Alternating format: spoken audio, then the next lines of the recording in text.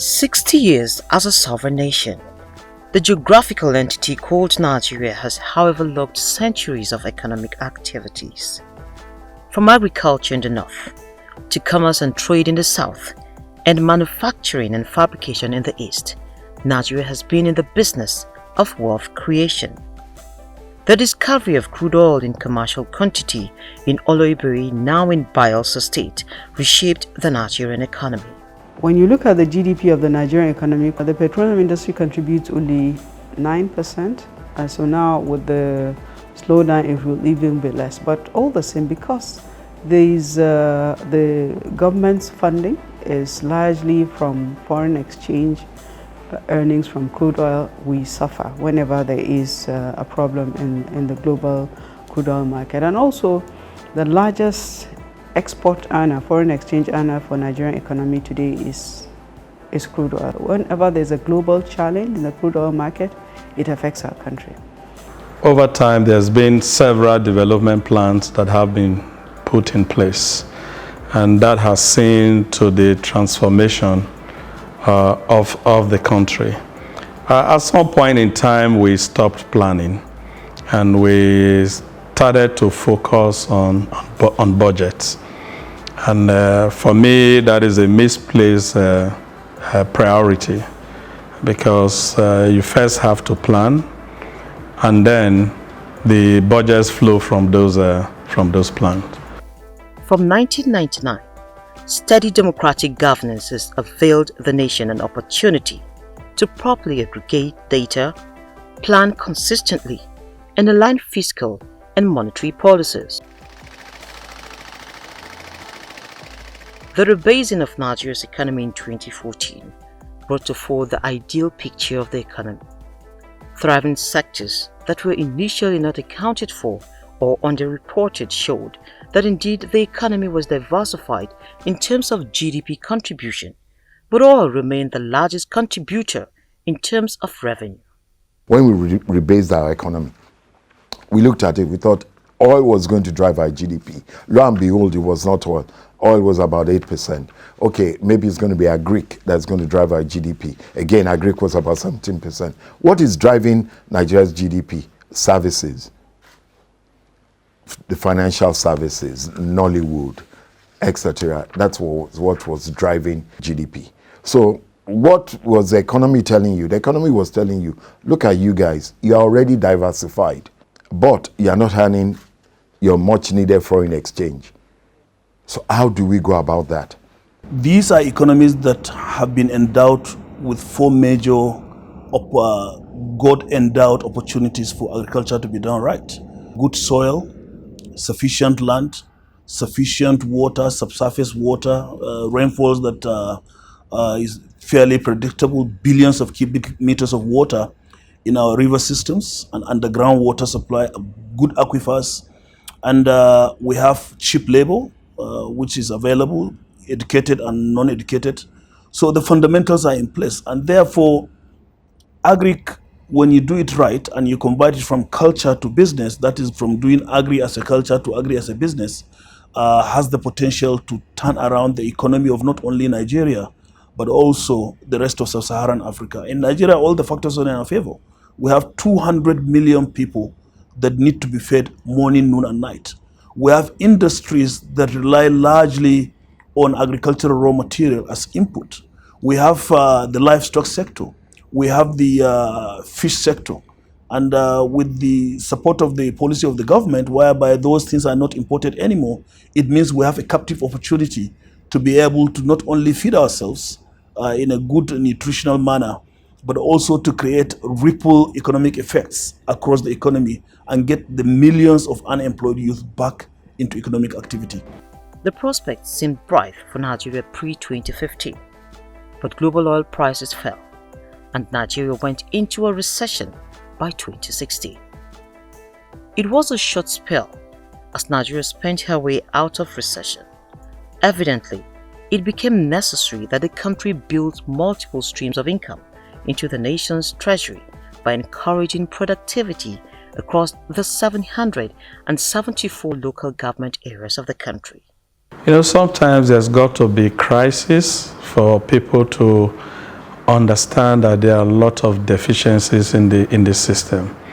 And when you look at Nigeria, in all sectors of it, there's been a lot of deficiencies. You look at our infrastructure, you see a lot of deficit. What you see on ground is not commensurate with what we have earned. And so you begin to wonder where these resources have gone into.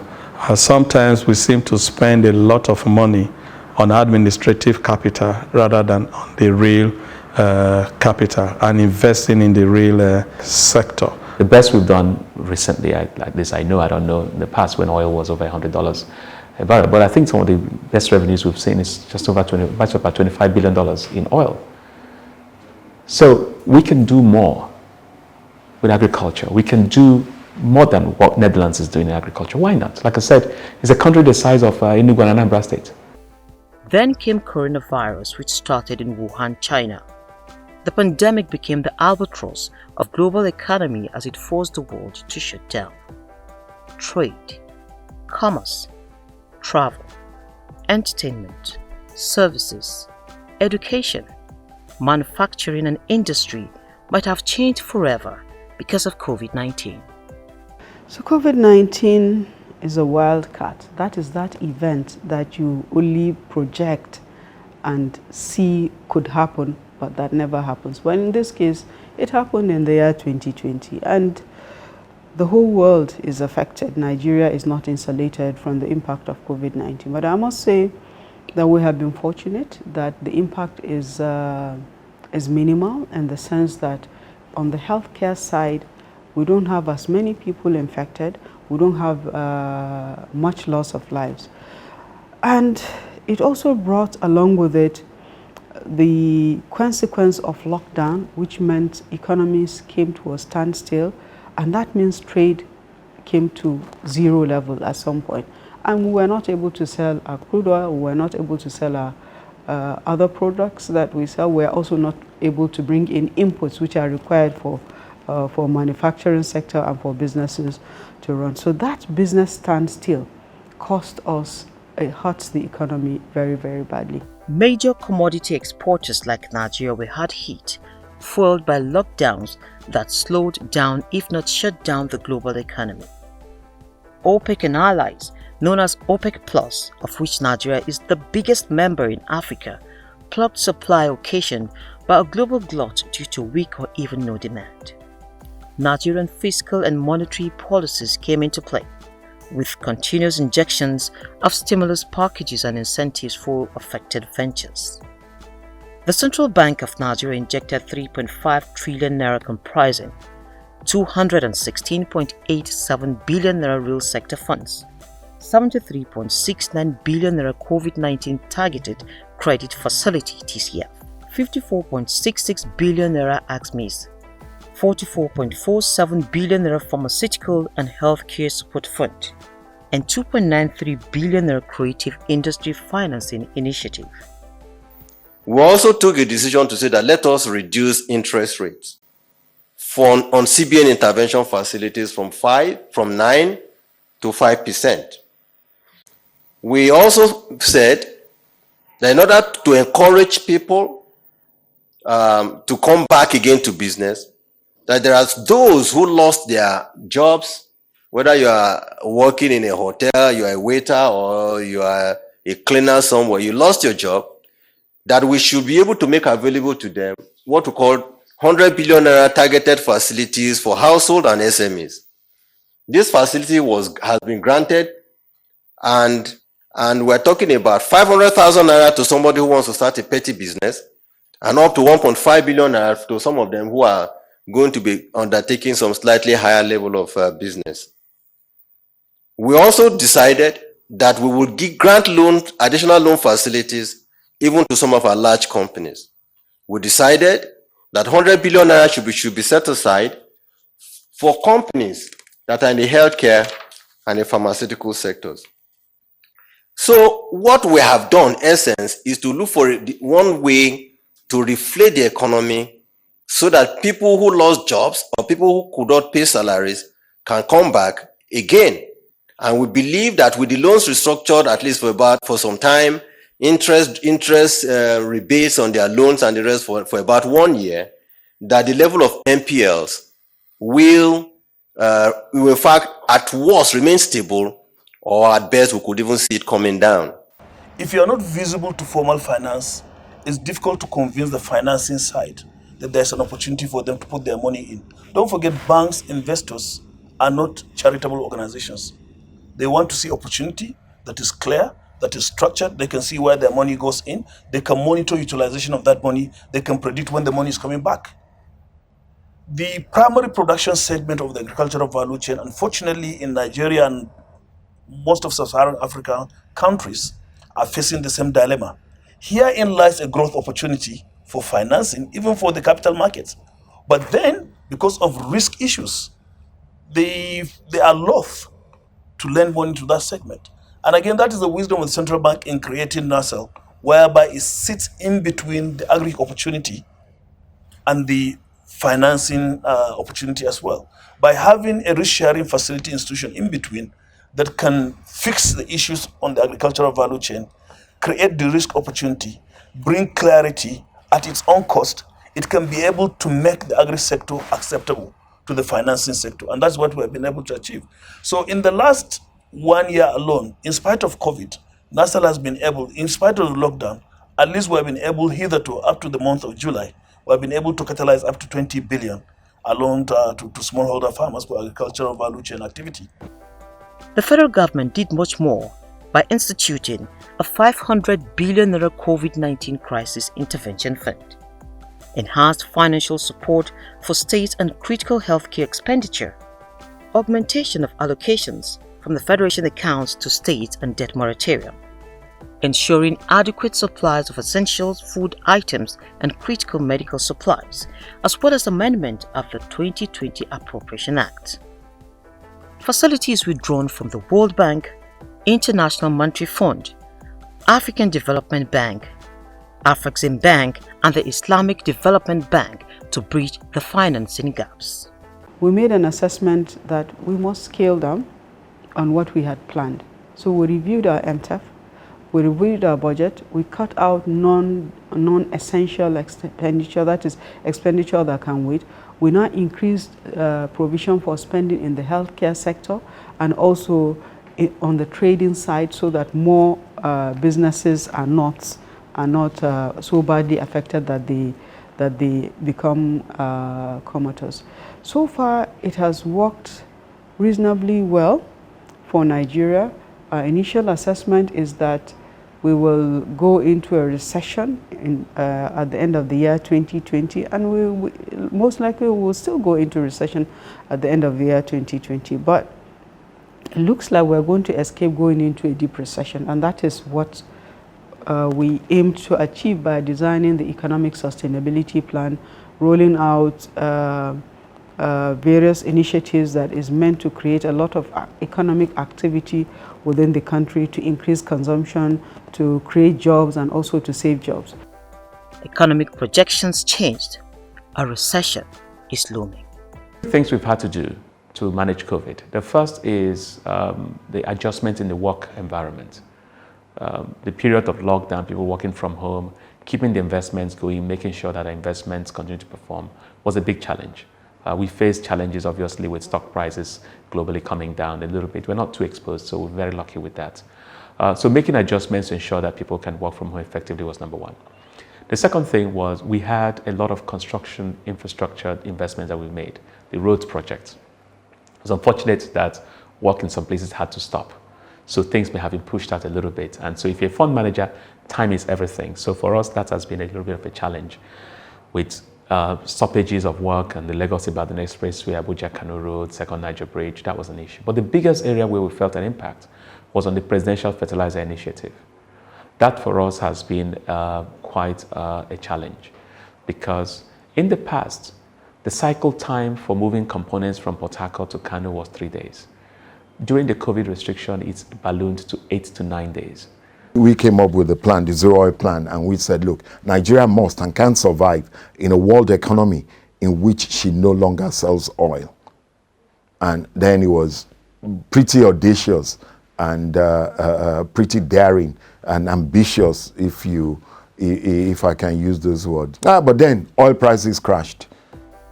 The statistics are not favorable, with global economy expected to contract by 4% according to projections by the IMF. And in Nigeria, second quarter GDP figures went down by 6.1%. Inflation rose to 13.22% as of August 2020. Food inflation rose to 16%, with manufacturing purchasing managers' indices remaining below 50 index points benchmark since COVID-19 began to weaken economic activities. Policymakers, however, say all these are surmountable. We're trying to use what has happened as an opportunity. Sometimes in crisis there's opportunity, and we are looking at the opportunity. And what opportunity is this that we're looking at? The fact that it has now occurred to the whole world that you cannot rely on one country for all your goods.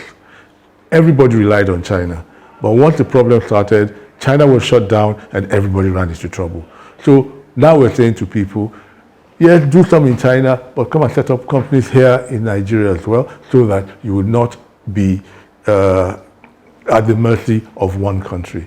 So that is one opportunity that we're looking at. And we are working hard. We're setting up special economic zones.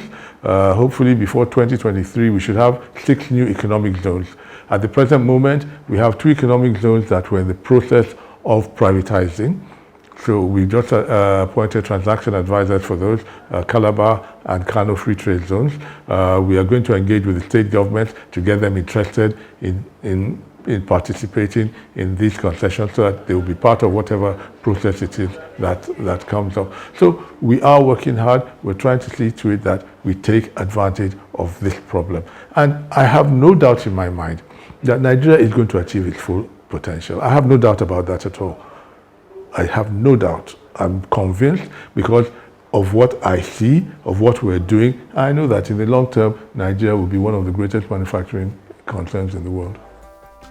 Nigeria is not only faced with COVID-19 concerns, rapid population growth, unemployment and underemployment, critical infrastructure, and rising inflation are pivotal in planning for the future, as the Economic Recovery and Growth Plan ERGP expires this year, along with the Vision 2020. What we are doing this time around is to ensure that we build this plan bottom up. Secondly, that we have the organized private sector drive the plan. Government will be an enabler, because if you look at the GDP, it's mostly driven by the organized private sector. We've also looked at the various diversities that we have in the country, and to ensure that no one is left behind, we have had these various groups included. Again, this is just to ensure that there is ownership, because if you are part of a plan, you understand the plan. Debt to GDP ratio, which stood at 16.075% in 2019, has since surpassed that level as the nation witnessed increased borrowing this year. Our debt stock is now at $31.3 billion US. And our debt to GDP is now almost 25%. Again, let me say that for an economy the size of Nigeria, our peers have an average of 50% debt to GDP. So it's not that our borrowing is much, but we do have a problem of revenue. The problem of revenue means we are struggling to pay our debt service obligations.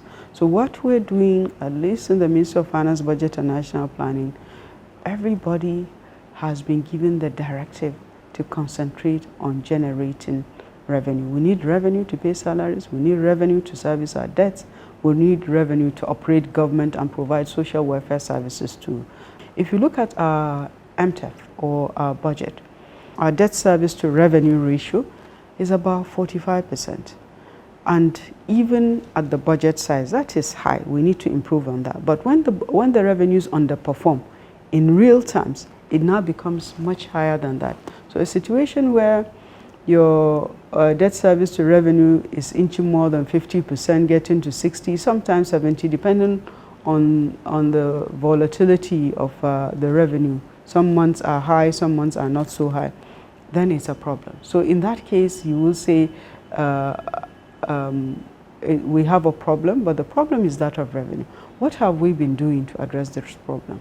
Several things to increase revenue, but also on the debt side, we've been trying to refinance our debt service obligations so that we're reducing the repayment burden on the short term and stretching it out towards a longer term period, so that we're able to now conserve more of the revenue to use for the running of government. When we borrow externally now, our borrowings have been concessional.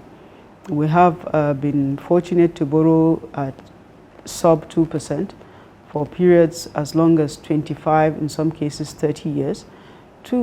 It enables us to deploy infrastructure that we need now, that will yield revenue later, to ensure revenue sustainability in the country. The Africa Continental Free Trade Area scheduled to take off 2021 and AU's Agenda 2063 are also shaping the designs of Nigeria's medium and long-term national plans.